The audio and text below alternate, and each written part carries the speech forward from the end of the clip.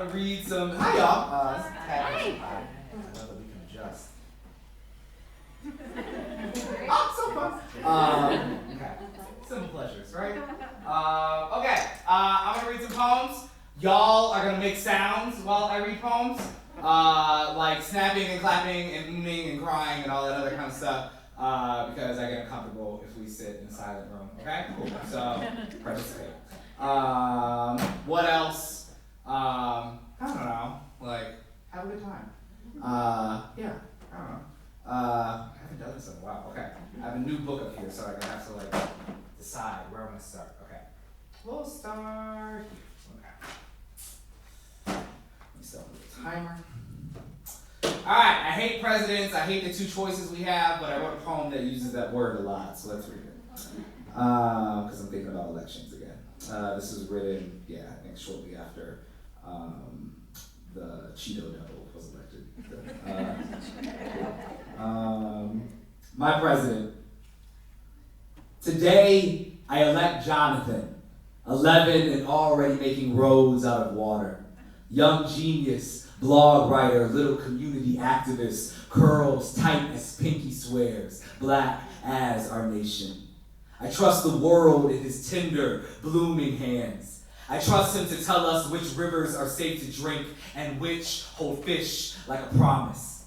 And I elect Eve Ewing, who I know would misfrizzle the country into one big classroom where our classroom where grandmas paint the national budget and uncles stand around smoking blacks, plotting on stars for our escape. She could walk to the podium at her inauguration and say, "The future is now," and we'd all marvel at the sun and moon looping the sky like a GIF. It's pronounced GIF as the cars all learn to fly and our skin grew bulletproof. And Colin Kaepernick is my president, who kneels on the air, bent toward a branch, throwing apples down to the children and vets. And Rihanna is my president, walking out of global summits with a wine glass still in hand. Our taxes returned in gold to dust our faces into coins. And my mama is my president. Her grace stunts on amazing brown hands breaking brown bread over the mouths of the sick until there are none unfed. Side note, I had a second Moscow Mule, and it's hard to read things.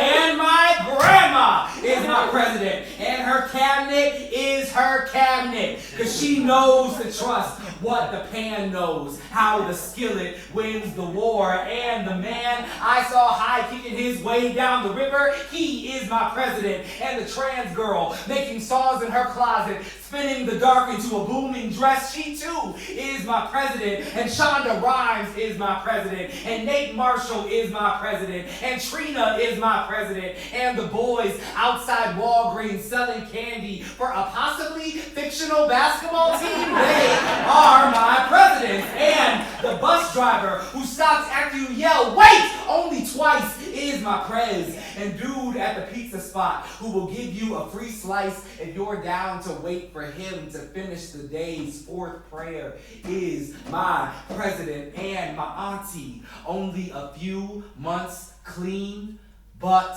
clean, she is my president. And my neighbor who holds the door open when my arms are full of laundry is my president. And every head nod is my president. And every child singing summer with a red sweet tongue is my president. And the birds, and the cooks, and the single moms especially, and the weed dealers, and the teachers, and the meter maid who lets you slide, and the cab drivers who stop, and the nurses' swollen feet, and the braiders' exhausted hands, and the bartender, and Beyonce, and all her kids, and the rabbi, and the sad girls, and the leather daddy who always stops to say, "Good morning." And the boy crying on the train, and the sudden abuela who rubs his back, and the uncle who offers him water, and the drag queen who begins to hum, "Oh, my presidents, my presidents, my presidents, my presidents. Show me to our nation. My only border is my body." I sing your names, your names, my mighty anthem.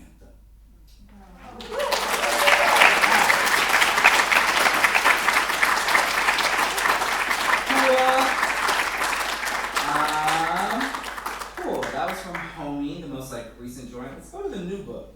She's new. She's here. She's got a cover. Oh my god. Let's do some things from here.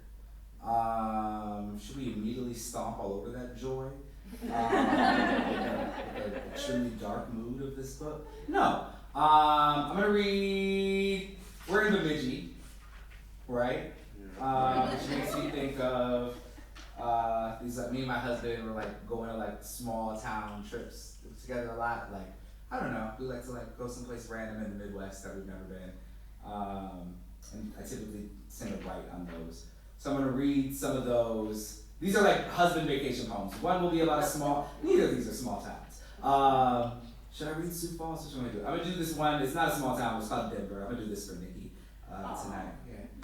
We talked about Denver a little while ago, so this is for you. Denver. The go-go dancers must be angels, humming the shadows, even baseless, the dark fluttering around them, their bodies like stone thrown into the lake of time. The weed is good. This high up, it's still not heaven, but we spend the day in clouds, playing Could We Live Here? Surveying the bar, forecasting memories, poppers in between could-be's and ifs, and I know, even though it's still America, it's not mine. I don't know this place's sins. Ignorant as a man new to heaven, ready to rest, expecting his mother instead issued a robe and put in his place before instructed to sing forever. I forgot where I was. The angels in prison. With you, I'm almost free. The weed is great. Every land has and will hunt its elegies. I've seen too much to see heaven. I could write mine anywhere. With you, I'm free to not have a mind. We could move anywhere and the world would find us. I could die anywhere. I tie my life to you. Bring the dark. I hear humming. Angels, angels, angels.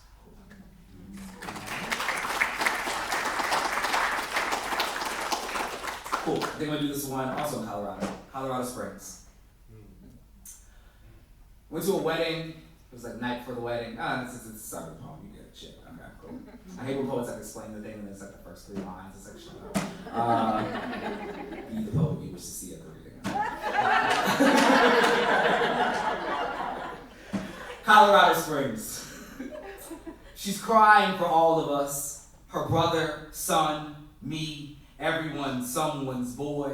Before the wedding, Henny wrecked, love whelmed, meaning well. So much, she says, black boys go through these days. Gay, transgender, gang banging.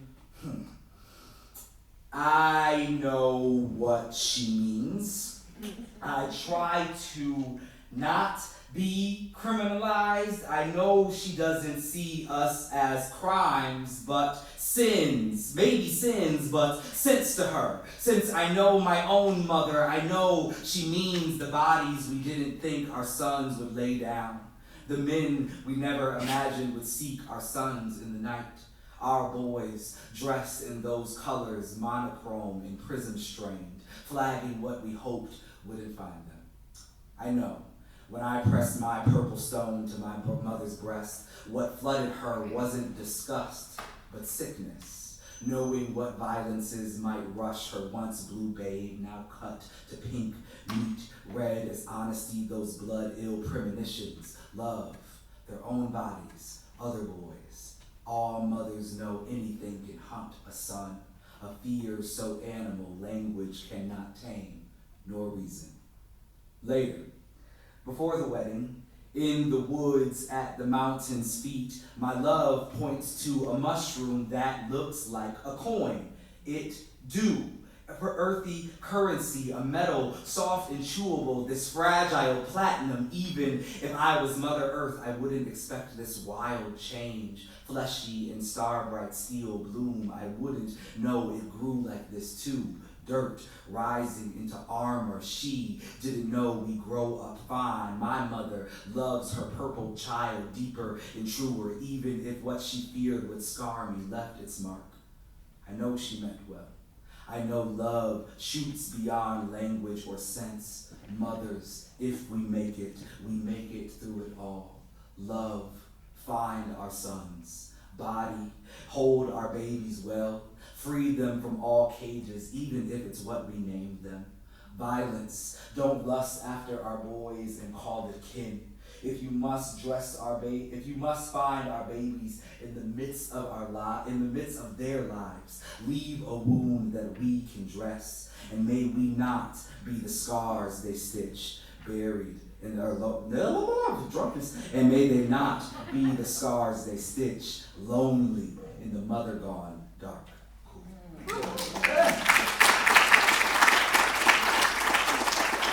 Bartender, what did you give me? Okay.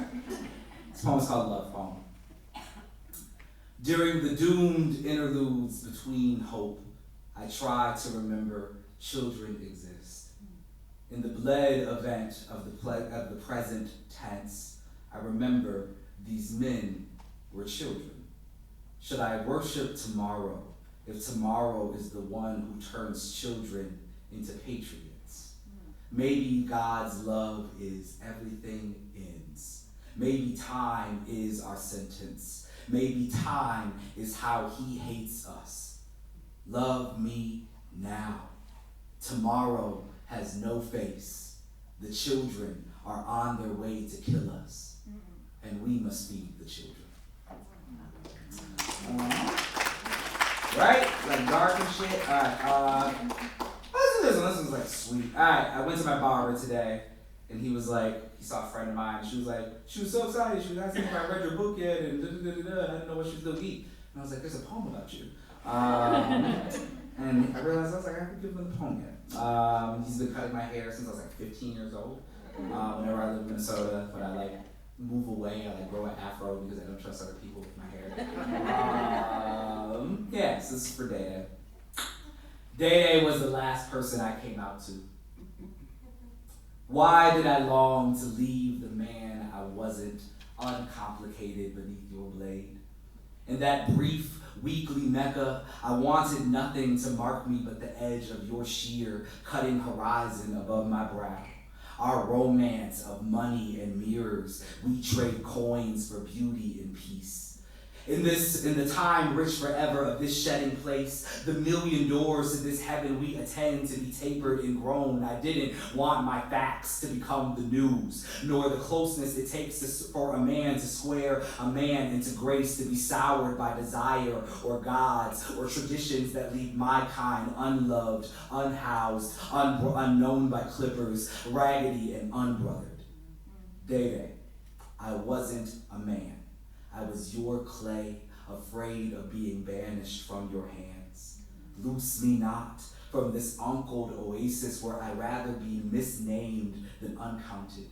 I curved the men I kissed into vague women in that chair, stretched my life so thin you could cut it with a whisper. I knew the world, had it sharpened and accrued its jagged disciplines. I knew the world and needed this one place in it not to be it. But then you found my poems. And then you cut my hair.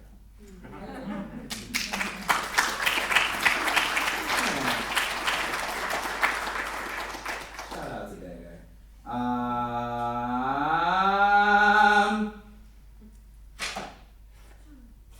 We'll read anything else from this one? 12 more minutes.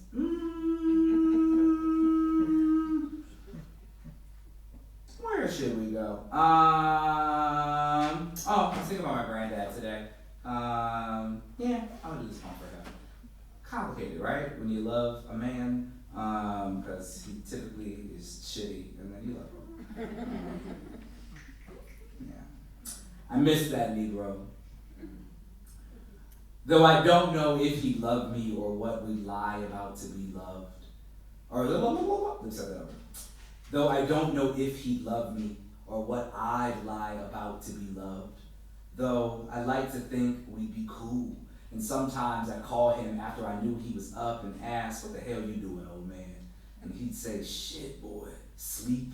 We'd holler over all the mannish nothings he's been told to hush up about around a smaller me and what the cancer rooted we'd have. A few strolls and new grudges. His hard learning of the fag he prophesied and believed cured, or maybe he knew before he went unknowable. Maybe if the prostate had shrunk instead of molded, he'd have got it right. Even a decade or two of not beating his wife. Or maybe he would have again. And you know what? We'd love him.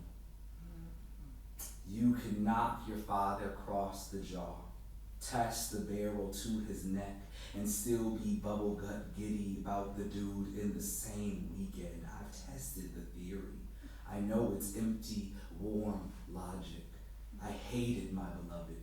The woman he beat for 40 years won't let you call him shit but a good man. She is of a God that confuses and nourishes and imprisons me. He is in a good man's hell, serving a good man's sentence. Hate that marriage means to plot your escape and loves murder. Hate, he taught me that. Our local and occasional evil, our shelter and from which we shed. A father, a country. I plotted his death in the dark of Saturdays. I'd kill the world to kiss him.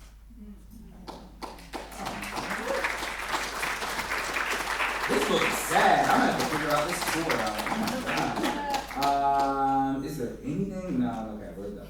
Alright, where else are we going from here? I need to read something happy.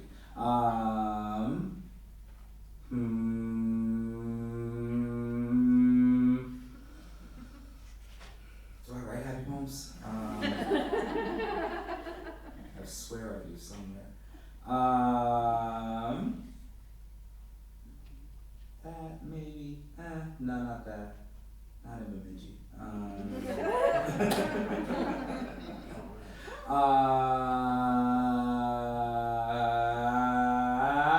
I say louder, will I find the poem? No. Okay. Oh, this one's not happy, but I like it. Okay. Cool. This is a poem that made Thanksgiving awkward for a long time. Waiting on you to die so I can be myself. 1,000 years of daughters, then me. What else could I have learned to be? Girl after girl giving herself to herself.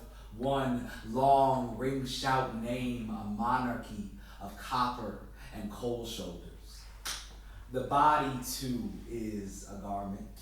I learned this best from the snake undulating out of her pork rind dress. I crawl out of myself into myself, take refuge where I flee.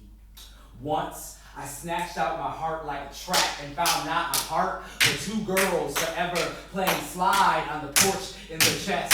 Maybe two girls playing slide on the porch in my chest. Who knows how they keep time? They could be a single girl, doubled and joined at the hands. I'm falling.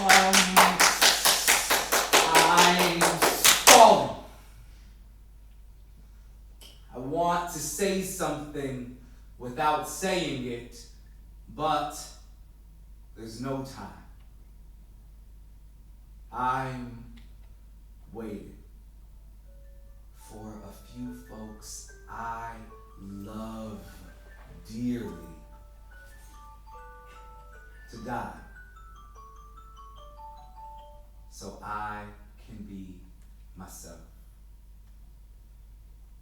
Please, don't make me say who. Bitch. The garments I buy if my baby wasn't alive. If they woke up at their wake, they might not recognize that woman in the front making all that noise.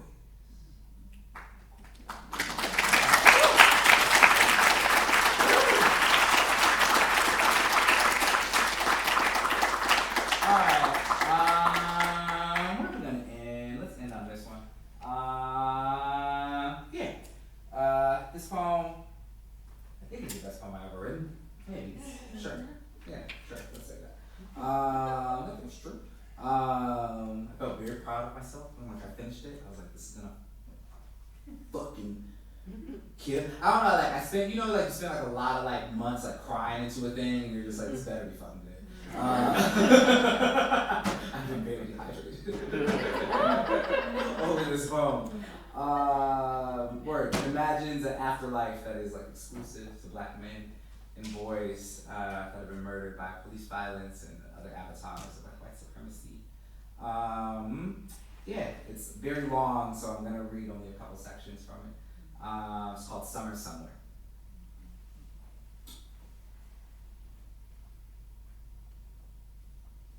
Somewhere,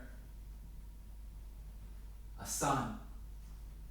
Below, boys brown as rye play the dozens and ball, jump in the air and stay there. Boys become new moons, gum dark on all sides, beg brews blue water to fly, at least tide, at least spit back a father or two. I won't get started. History is what it is. It knows what it did. Bad dog, bad blood, bad day to be a boy. Color of a July well spent. But here, not heaven, not earth. We can't recall our white shirts turned ruby gowns. Here, there's no language for officer or law, no color to call white. If snow fell, it fall black.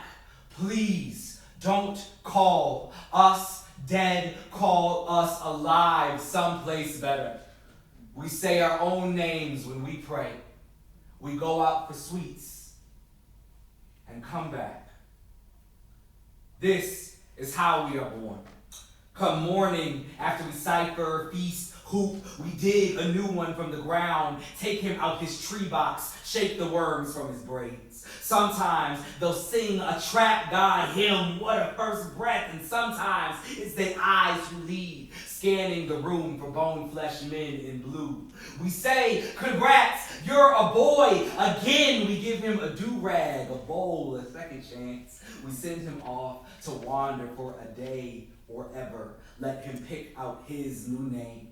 That boy was Trayvon, now called Rain King. That man, Sean, named himself I do.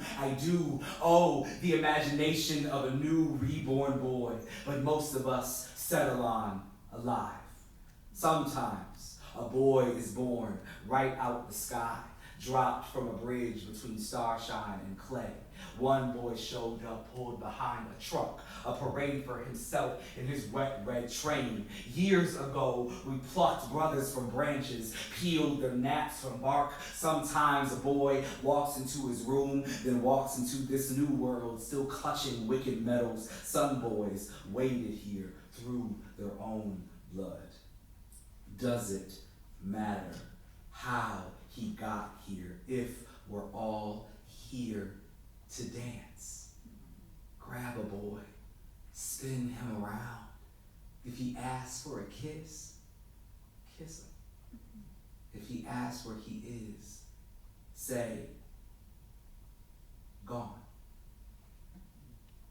No need for geography. Now we're safe everywhere. Point wherever you please and call it church or home or sweet love. Paradise is a world where everything is sanctuary and nothing is a gun. Here, if it grows, it knows its place in history.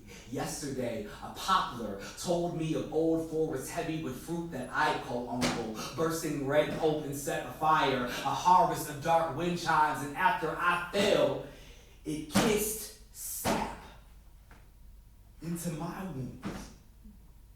Do you know what it's like to live someplace that loves you back? There, I drowned. Back before once. There, I knew how to swim, but couldn't. There, men stood by shore and watched me blue. There, I was a dead fish, the river's prince. There, I had a face, and then I didn't. There, my mother buried me open casket, but I wasn't there. I was here by my own water, singing a song I learned somewhere south of somewhere but that was when direction mattered. Now, everywhere I am is the center of everything. I must be the Lord of something. What was I before? A boy, a son, a warning, a myth. I whistled. Now I'm the god of whistling. I built my Olympia downstream, and you're not welcome here. Trust, trip will kill you. We earned this paradise by a death we didn't deserve. And I'm sure that there are other heres, a somewhere for every kind of somebody, a heaven of brown girls braiding on golden stools. But someone prayed we'd rest in peace. And here we are in peace, whole, all summer. Thank you.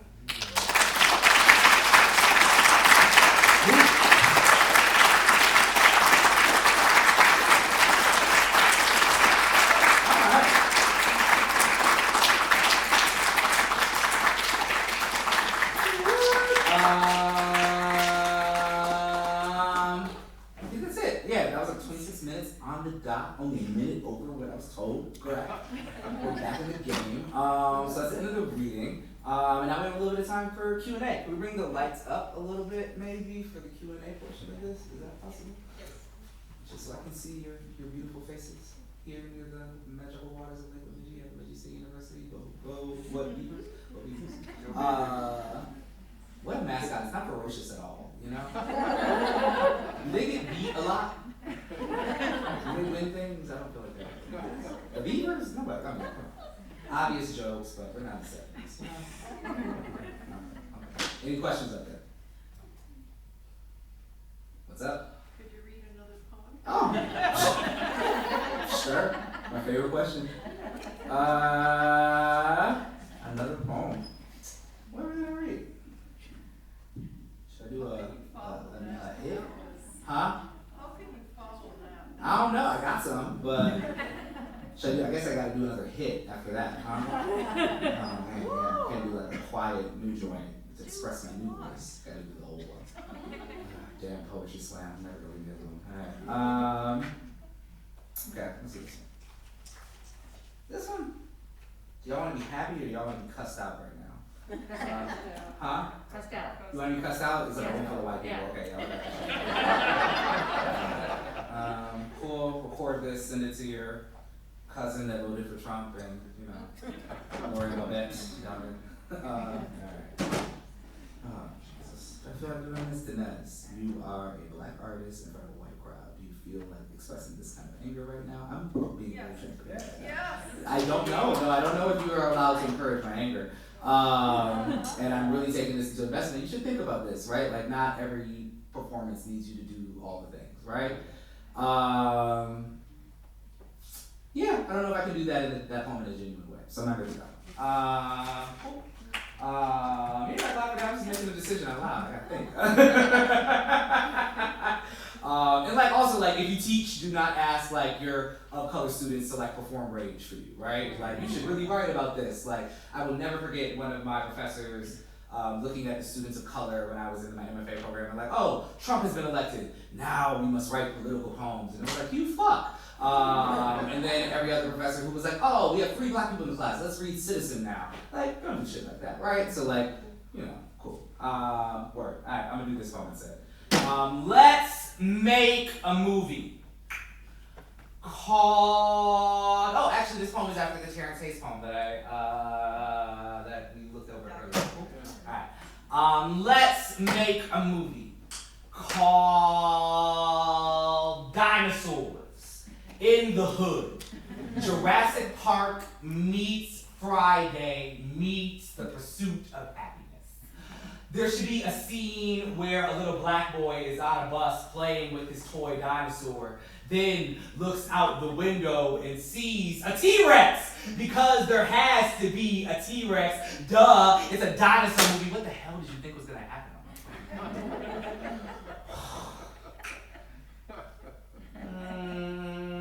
Don't let Tarantino direct this. In his version, the boy plays with a gun. The metaphor being black boys toy with their own lives, the spitting image of his father, the foreshadow to his end. Fuck that. The kid is playing with a plastic triceratops or brontosaurus, and this is his proof of magic or God or Santa or some weird freaky lizard Jesus Saint Nick thing. I don't know. I want a scene where a cop car gets pooped on by a pterodactyl. I want a scene where a corner store turns into a battleground, but please don't let the Wayans brothers in this movie. I don't want any racist shit about Asian people or overused pan-Latino stereotypes. This is a movie about a neighborhood of royal folks, the children of slaves and immigrants and addicts and exiles, saving their town from real ass dinosaurs. I don't want some cheesy yet progressive, sexy, Hmong, hot dude hero with a funny yet strong black girl buddy cop film. This is not a vehicle for Will Smith and Sofia Vergara. I want grandmas on the front porch taking out raptors with the guns they hid in the walls and under mattresses. I want some of those little spitty, screamy dinosaur things that go. I want Cecily Tyson to make a speech, maybe two. I want Viola Davis to save the city in the last scene with a black fist afro pick through the last dinosaur's long, scaled, yellow neck. And this can't be a black movie. No, this can't be a black movie. This movie can't be dismissed because of its cast or its audience. This movie can't be a metaphor for black people and extinction. This movie can't be about race. This movie can't be about black pain or cause black pain. This movie can't be about a long history of having a long history with hurt. This movie can't be about race. Nobody can say nigga in this movie who can't say it to my face. In public, no chicken jokes in this movie, no bullet holes in the heroes, and nobody kills the black boy, and nobody kills the black boy, and nobody kills the black boy, and nobody kills the black boy, and nobody kills the black boy for once. Nobody kills that black boy. Besides, the only reason I want to make this is for the first scene. Anyway, that little black boy on the bus playing with his toy dinosaur, his eyes wide and endless, his dreams possible and pulsing and right there.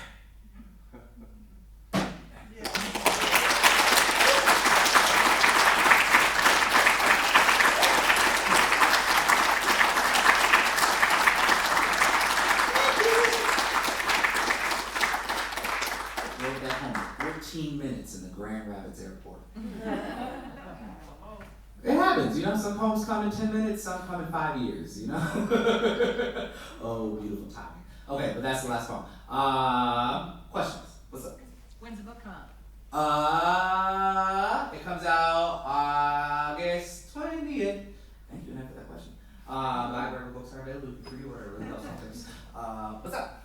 Yeah, can you talk about the role of performance in your writing process? Yeah, I started writing the performance, like my entryway into poetry was a 9th grade theater class where we were writing these dramatic monologues for these plays that we were writing, and I think eventually like a poet came into our class and we were like, oh, we write those. So yeah, started being a poet from there. So I think my initial entry in like the first 5 years, 5 to 10 years maybe, of my poetic life were very much based in performance communities and slam communities, stuff like that. And so yeah, so that I think is like just like a remnant of like this very performative background that I have on the work.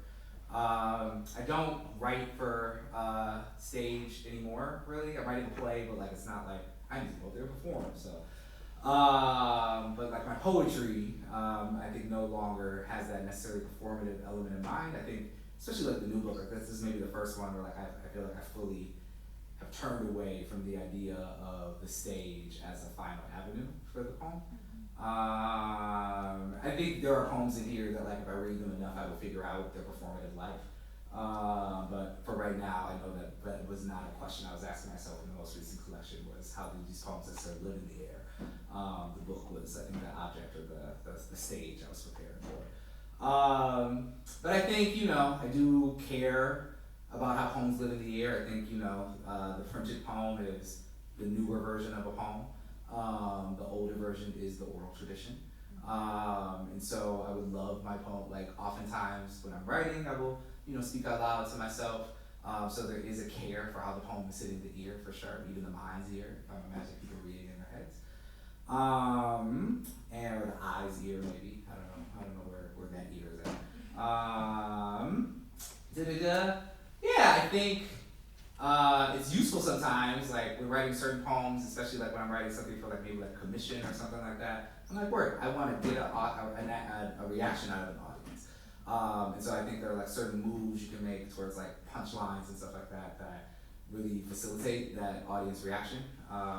Certain rhythmic patterns, right? Like, meter elicits a reaction. The human ear delights in hearing rhyme and hearing rhythm, right? So those are things that I'm thinking about more if I know that a poem is designed for audience. But I think at this moment in my like own personal, workshop and craft, performance is not necessarily an element that I'm thinking about, but it's an ancestor that is like always, sitting on the shoulder. Word, thank you for that question. What's that? So it kind of follows that. What are some of the elements that you feel like it sounds like there's transition in voice happening from earlier times to now. So what are some of the elements you're most interested in your current voice and where you're heading in that direction? Yeah, I think, I don't fucking know. In poems, I don't know, I've been writing like these weird little time poems. Those are like fun to write. I know those are maybe a little bit more towards the formative, but it's because like they're kind of funny. And like they're like, I don't know, they're like these weird little like stream of consciousness-esque poems. Also some ones that are like very not stream conscious, like very serious poetry all the time. What else am I interested in right now? I'm like, at those I feel like, and maybe this is something I'm picking up in performance, is like, I want poems that sound like me now, right? Like, I want to blur the line between like my poetry voice and my spoken voice, and so, which is something I'm maybe thinking about more when I'm performing, and so that question I think is definitely afoot in these time poems I'm writing. With the new book that's coming out, that was processing COVID and what happened in Minneapolis and after George Floyd's murder. And just like a lot of history, both familial and local, and maybe craft-wise, the things I was interested in. I was interested in like subverting form. I was interested in like cross-genre. There's a couple of essays in the book. So I was interested in like, I used to hate the essay, and then like I slowly like remedied my relationship to sentences. And so then I was like, okay, like now that I like the essay as a form of thought, like how can I, bring some lyric essay or like do essay and poetry at the same time. There's like other weird things. I don't know. I was like thinking about squares a lot. There's a lot of squares in the book. The poem I showed earlier, the book like starts, the first poem, there's a couple like preamble or like I guess preface poems, and then there's like the first one that you see is like all these black squares where the text is moving around and stuff like that. There's like this poem that I'm cheaply calling a sonnet. It's not a sonnet. That is like in quadrants and stuff like that. So like I was interested in, that black square showed y'all. I think that like kind of rehabbed my relationship to poetry a lot. I didn't write for like 2 years in between book 3 and book 4 and the forthcoming book, which is a long time for me. I used to be a very active person, so the idea of 2 years of like not writing, I felt like, oh my fucking god, what is happening? I'm maybe never gonna write again. Now I know that happens, to folks. I never thought it would happen to me, but now I know I am one of those folks. So I was also, I think, interested in playing around. I needed to find a new voice with this last book, right? I was actually like rehabbing my relationship to like the idea of writing and actually like really considering like, do I want to write? I didn't read a lot of those poems tonight. But yeah, so it was kind of cool to like write these poems. Some of them are weird because I'm trying to like rehab my relationship poetry and like think new formulations, stuff like that. And some of them feel kind of a little bit didactic. Like, I don't know, like I saw poets on Twitter a couple months ago like complaining. They're like, oh my God, stop writing poems with a point. And I was like, oh, like, I got 300 or 134 pages of point coming at you this August. But I think that's okay to like fucking have points. Like I like this book, like I don't know, like the craft things were surely there, but like I was definitely like, I need to say stuff about America and the world, you know, and like and you know our toxic relationships with each other in the home, and how that is reflected in the society as well. There's a thesis statement here. So, and you know I love poems that don't have a thesis statement that's just like, oh my God, look at life. You know, or like, wow, did you know this weird thing? Or like, look what I thought on Tuesday. You know, I love those poems, you know, but like this one was like, I have things to say, and I need to say them. I'm also writing fiction for the first time in my life, or I've like, for the first successful time in my life. I've written a lot of, like a couple bad attempts at short stories and novels before, but this is the first one where I'm like, oh yeah, this is like worth looking at. And that feels good because it's just like a whole different shape, and it's nice to like not know what I'm doing. I have no fucking clue, but I think it's important for us as artists to feel lost sometimes, right? So, so I'm really enjoying being clueless in the fiction world right now, playing with these stories. Yeah, thank you for that question. Thank you. Any others? What's up? What is a question that you often wish someone would ask you? Nothing. Do you want $1 million? Yeah, I don't know. Like I'm like here to be a repository. Like I don't wish anybody would ask me questions at all. I'm happy to answer them. This is very honest. Like, I hope the tone of this is coming off dismissive. But I don't know. I see these things as like for y'all, right? And so I think if you are going about your readings hoping people will ask you something, it should be in this thing, right? That is where you say the things you must say, right? And I think all of this is extra cherries on top, right? So yeah, I wish people would ask me whatever the hell they wish they could ask me. I wish people would not ask me. What I wish people would not ask me. How did you start writing poetry? Who fucking cares? You're writing it now. And yeah, maybe that's it. Somebody asked like earlier, I'm not trying to shit on your question, about like, where's like queerness in your work, right? And I think it was asked, whoever asked that before, you asked it in the right way, because I think the construction that I hate is like, how does like being black or being gay like affect your poems? Like, I don't know, but like where is queer, like they phrase it in a way that was like kind of like, how does your queerness figure into your craft? And I think that's the proper framing. Maybe it's the C word that I like in that sentence. But yeah, I kind of don't like when like I go places and they're like, you're black. What does that mean about you being a poet? It's just like, I love language like every other poet, I love poems. It wasn't like I'm black and so poet, right? And I think it's a question, and the reason I think I don't like that is because poets of majority identity, or of like non-marginalized identities, right? We never get that question, right? I get the black and gay thing, but nobody ever asks me like, how does your penis figure into your work, right? It's there, it gives me privilege, but nobody's ever asking me about it, right? They want to know about the things that make me unnormal in some sense, right? So I think maybe, just as like, I think there are questions that maybe float near that construction that I think are helpful, but I think going around and asking, like women to explain why they're women, and minorities to explain what their minorityness means to them. Like, why are you gay? Have you ever seen that clip of that African guy interviewing that lesbian on that news show? He says, why are you gay? And she says, who says I'm gay? And then he says, you are gay. And that's where I feel like we get with that question. It's like, why are you like gay? Why? It's like, I don't know. So yes, I think sometimes sometimes that question makes me feel flattened. In a way, I think, because I'm also like, hey, look at all these other things I'm thinking about in the work that aren't based in my identity, So yeah, that's that. Thank you for that. Any other questions?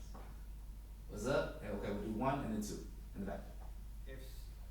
If somebody wanted to, I guess, say or kind of add a dramatic charge in their poem, kind of like what you did earlier, Mhm. what advice would you give them, like reading it aloud in that kind of way, or in any sort of mood? Oh, I think you gotta do what comes most naturally to you. I think you wanna read as like dramatically as I do, go take an acting class. That's where I learned that shit. Like, I'm not thinking about that as a poet, like, especially when I'm making those really dramatic things, that's when I've started to look at the poem kind of more like a script, right? Now I'm up here playing the character of myself. But all those little dramatic things come because I'm a Leo and extrovert, because I took a lot of theater classes when I was younger. But seriously, like, if you do have like, if a theater class will make you comfortable. If this gives you so much stage fright and you never want to do it, go to take the community theater class. It will get you comfortable on stage. It will allow you to use your voice, and it will teach you how to play around with your voice too, right? A lot of it also just comes with time, I think. So like, practice literally makes perfect. When I was doing poetry slams so often, I was listening to my poems and memorizing the poems and trying to get off book as quick as possible, because once I wasn't staring at the book, once I even just had the poem in my body, then I could read it a different way, right? So I think all my poems kind of sound like the new book. Those poems, I think they are quieter, which is why they sounded like that, but I also just have less experience reading those poems, and so there's less variance right now in their tonality, right? But I think, check in with me in 6 months. Like, after I've gone on this book tour, I think those poems will have a little bit more personality of their own after you read a poem one time. You ever read a poem? Y'all, there's a lot of readers in the room, right? You ever like read something, then like you do something just a little bit different that one time and it sticks, right? You're like, you hear the poem in a different way, right? So I think time is just a thing, right? So practicing is perfect, investing time within your reading practice. But I don't think, so that's if you want to. I don't think that's like the only way to be a good reader though, right? Like, I think Ocean Vuong is a fantastic reader and reads nothing like a spoken word poet, right? It's like softer, it's more considerate, but it's still intentional, right? There's still a lot of power to it, right? He's not screaming like I do and doing all the shit and flailing his body, but he pulls you in, right? Maya Angelou, that's not a good example, she was a performer. Claudia Rankin is a weird reader, right? Claudia Rankin, like, I've seen her just like fucking plop down on this podium like this and talk to you about very serious things, and it's not performative, but it's intense and it's very good.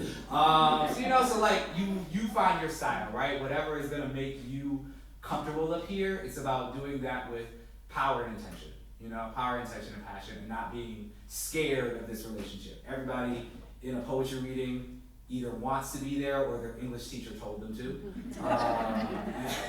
And that means that they either want to pay attention or at least will not interrupt. So it's about you going up there and making it worth the time, right? I think we can also tell when people are kind of scared of the mic and scared of their own poems, or people just disinterested. Oh my God, like, if you think the poem is boring, I do too. So always remember that. If you're not having fun, I'm not either. But if you're having fun, I'm gonna have fun. If you're crying, I might cry. So just like, remember to like embody the emotion of the poem, right? Like, they are not flat, static objects. Your poem that is about the ecstasy of making love to your spouse should not sound the same as the poem about the grief of losing both grandmas in the same year, right? If those poems have the same tonality, you're not paying attention, So really sometimes it's just about listening to the work and how a human would say it, because a human wrote it. So how would somebody speaking this poem to somebody who's intimate with them, right? To who they're intimate with, feel comfortable. What is the language of that? So, thank you for that question. And then there was another one here. Yeah, I was just wondering if you'd be willing to talk a little bit about your 2-year hiatus from writing and what brought you back to it. Yeah. So hiatus, I think, was just like exhaustion. Like, I was, like I said, I was a spoken word writer, so like I was like writing all the time, and I think when you're in slam is always kind of about like writing something new and trying out new things, right? So like, if you're an active slam poet, you are cranking out work, right? Either trying to make the existing work better, or you're like, cool, those 5 poems that I thought were gonna get me through this slam season, they suck. I gotta write new ones, right? So it's real rigorous. It's a nice way to cut your teeth and grow a lot. But I like went from there and then to writing, then like started publishing and like started writing books. And like my first 3 books, I think I just wrote them too quick, and I'm glad I wrote them. Like the first book had that first book debut. I was like young. That was also kind of weird because I thought I would have waited. That's a whole other conversation. You didn't ask that. But you know, I was just like, oh yeah, young. Here's my poem. I had a book. And then the second one came off the heels of some trauma. And Carl Phillips talks about this very beautifully in his craft book, My Trade is Mystery. But he talks about that urgency, like sometimes you are writing to literally save your life, right? You are writing for your sanity. You are writing to prove your existence to yourself. And that was my second book. Right, that book came out of a diagnosis, out of trauma, and so it was I had to write that. Right, it was right after my first one. My first one wasn't even out. By the time my first one was like under contract. I started writing the second one, and that book poured on me because I needed it. It was my steadying thing. It was the only thing in my life at the time I felt I had control over. Why there was so much chaos around me, I had that manuscript. So that then the third book. I maybe thought I was writing. That was a bad one. I think the third one is where I fucked up. Because I sent my editor 30 pages just to be like, hey, just so you know, this is where I'm going. And then he sent me back a contract and was like, we love this. And that was a great vote of confidence. Not a lot of poetry collections get sold off spec, right? Which, in the nonfiction and fiction world means you're selling you're selling a sample and just the idea of what you're gonna do. So it was a very nice vote of confidence at the time to be like, oh, they want to publish my next book and I didn't even finish it yet. But then I had a deadline, and now I was rushing a creative idea, and I don't think, I know, I will never do that to myself again. Maybe with nonfiction because I would or with some prose because I would like a down payment on a house, but I would never do another poetry collection on spec like that.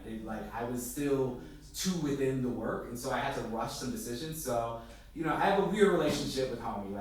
Every time I think it's a good book now, I think I'm done saying I hate it. But I had to rehab my relationship to it because I just had such a bad time writing it and feeling like I was rushing my ideas to have the finished collection instead of getting to really marinate and let the manuscript slowly reveal itself.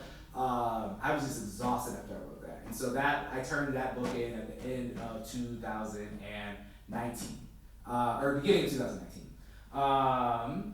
And I probably wrote a couple essays that year. That was it. Really no poems after that. The next year, the pandemic hit. I was not one of those people who was inspired during quarantine. So that was the thing. And then 2021, that was the same year, yeah, so it was a lot of shit. My energy was elsewhere, yeah, so I was I was involved in different actions, different mutual aid things out in Minneapolis. So I was just I didn't have time. The only thing I wrote 2020 was a thing for a magazine about what was going on in Minneapolis, and that I only did because it felt useful. But yeah, I just didn't have the energy to write. And then 2021 kind of had a similar energy, and yeah, I thought I was done. The few poems I do write, all the poems I wrote in those years are about being finished with being a poet. They're these little scraps that are just okay, I think I'm done. I still love poetry. I think I said what I had to say. Okay, bye again. But then, I didn't really know what I was good. I was just teaching. I was very sad, very depressed. I didn't know what I was doing. I was in love. I was skating a lot. I don't know, maybe I thought I was going to be a professional roller skater. Yeah, but then a friend of mine, it was a simple action that got me writing again. It was a friend of mine who probably divinely so was one of my first friends that poetry brought me in high school. She was visiting home and she made notebooks for us, for a couple of us. She just bought some notebooks and laid some fabric over them, just I just want to give them as gifts. And that felt like an invitation back into the work. And so I said, okay, I'm going to use this for something. I need to start writing again. And then I knew, I was okay, but I want to start writing again. I didn't have any ideas though. So I was what do people do when they have no ideas? You force yourself. That's the discipline part, right? I've done 30-30s before, so I'm okay, let me do something like that. What the fuck am I gonna do though? So then I thought about Ross Gay writing, an essay about joy or delight a day. And then I thought about Terrence Hayes writing a sonnet every day. for what's the book called? American Sonnets for Passive Future Assessors. Such a long title. A word can't, just one word. And also thinking about Harriet Mullen's Urban Tumbleweed, in which she took a walk and wrote a tanka like every day for a little while. I was like, cool, I can like have a form, you know, and I can like fit a form in my schedule. And so the thing I did was I would write a high bun every day. That was my task for myself. I had like maybe wrote a couple poems, but like starting first day, January 2022, I woke up in the morning, I wrote a haiku. Before I went to bed that night, I wrote a prose poem. And I was like, cool, I did a high bun. And I did that for like 4 months. And eventually, I think I was like, I don't like this little haiku part, so I'll just write the little, I'll write the prose poem, and then that became, I'm having ideas for poems. And so really for all of 2000, I wrote every day in 2022. Every day. Had most of that shit I will never, ever use. I think like this book, which feels like an outgrowth of that process, probably, like, I don't know if any of those like high bun joints are in there, but it rehabbed my relationship to poetry through something low stakes, right? I think because I published my first 3 books in 5 years and 1 month, from publication to publication. And I think after that I was like maybe just stuck in like, I felt like everything I was writing was gonna be in something, you know, or was working towards a project or it needed to be. And so I just needed low stakes writing. I really like had to like kind of remember that muscle that was like what was it when you were 16 and you know you thought nobody was gonna hear these poems besides the people you went to the open mic with, you know? So yeah, it was just like really low stakes. Who cares? Never gonna publish it. Just have fun. What's the word? What's the image that you like were hung up on today? And it revved my engine again, you know? I think I needed that silence. I think silence is good, you know? I'm less scared of it now. If it ever happens again, I'm able to trust that there is another side, you know? There are many stories from writers of all kinds of, for all over the world, all over the languages that are just like, yeah, like I didn't write for 6 years and thought I was done, and then a book poured out of me, or then I wrote 1, and then I wrote 2, and it slowly came back, right? So yeah, I think we also use our creative energy. I think part of my silence was, my creative energy was going towards other shit. I had to figure out how to live. You know, sometimes life is too stressful, grief is too big. So I think it was a nice break. Although at times there was panic in the middle of it, I think it was nice because I had to build up a bank of what to say again, right? I don't think any of us need to be constantly thinking, oh my God, thinking all the time, wow. It was nice to turn the brain off for a little bit, I guess, and when I came back to it, I felt like a different poet, in a good way. Thank you for that question. Sorry that was long. It's 8. Yeah. We should be done, right? Yeah. Cool. Thank y'all so much.